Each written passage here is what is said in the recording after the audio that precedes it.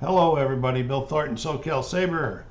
Today I thought I'm about ready to play a most fearful sacrifice on another one of the scenarios, and I thought I would give you a peek. This is a day one Gettysburg scenario, pretty much right at the battle when it started. As you see, we have Gettysburg here on the map. So prior to this battle starting, Colonel Buford and his cavalry came in there. They had heard reports that the rebels were coming, so they came into here and they spotted them. And down here was General Heath's command. This is in line formation. At the time they were in column formation coming up this road, and they sent a message to Lee that they were going into Gettysburg because they heard there were some shoes there and they were in desperate need of shoes. So Buford sent a courier out to General Reynolds, and he decided that he would make a stand until Reynolds and the First Corps could get in here.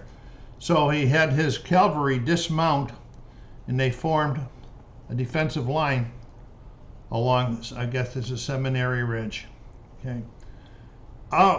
And right here on the map this is the Lutheran Seminary, and it had a tower with a cupola, and this is where Colonel Buford would climb up in there and be able to see what's happening on the battlefield and send orders to his troops. This is a wonderful map by the late, great Rick Barber. This is a gigantic map. It's 15 square feet. This is only one half of it, and you're only seeing part of it in this camera. I don't have one half because this scenario only requires one half on there. So it starts at 9 a.m. and it's going to run through till 4 p.m. I believe it is on this scenario. I could be wrong. Got my charts. So I'll show you a little bit about how more of the setup. Up here along the top, you can see these are called command display cards, and this is where you put the required division commanders' cards up there. There's a Hill, I believe, I can't read from here, and this is Wadsworth. And then, if anybody have heard of the blind sword system and so forth, this is a system that's supposedly been improved to accommodate larger battles.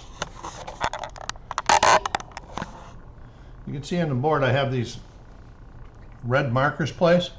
These are scenario limits. Can't go north of there, can't go east of there.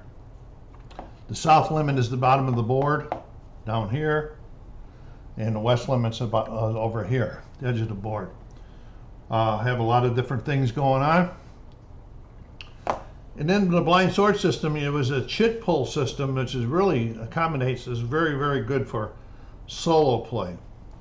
Well, this one took a lot of the information, because in the blind sword system you'd have to bring up a chit. Then if you didn't remember what it was, you'd have to look on a chart and so forth. Well, I'm going to take one out of the middle here, so I don't want to spoil the start of my game.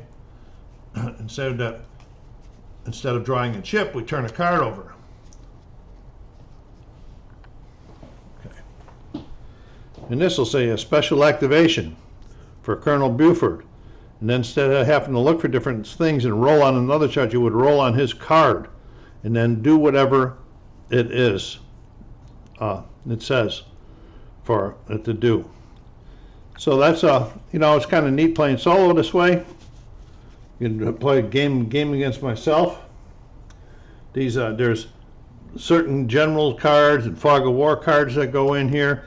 And then currently this requires 6 event cards for the Union, 6 event cards for the rebels.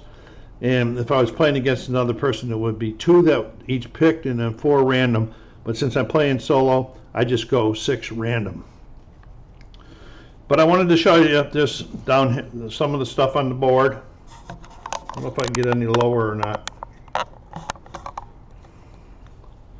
See down here, you can't see that one, but you can see these up here. These are victory point hexes. Right here, right here. At the beginning of the scenario, they are all controlled by the Union. When the scenario's over, we will be doing the controls, who's got control, casualties will count against and so forth. And so that is it. Maybe, when I get to turn 2, I'll bring it back up and I'll do an after action report on this one, and then maybe play turn 2. Play part of it so that you can see how it plays. So I hope you like this little quick peek at a most fearful sacrifice designed by Hermann Luttman and published by Flying Pig Games. So go down there and hit that like button. Subscribe if you haven't done so yet. Let's get the channel moving a little bit. And until you see or hear from me again, take care of yourselves, be kind to each other, and stay safe.